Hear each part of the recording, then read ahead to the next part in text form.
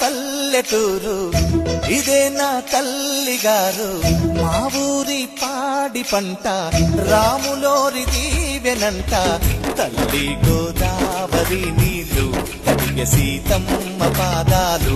ఊరంతా hi hi hi, మనసంతా hi hi hi.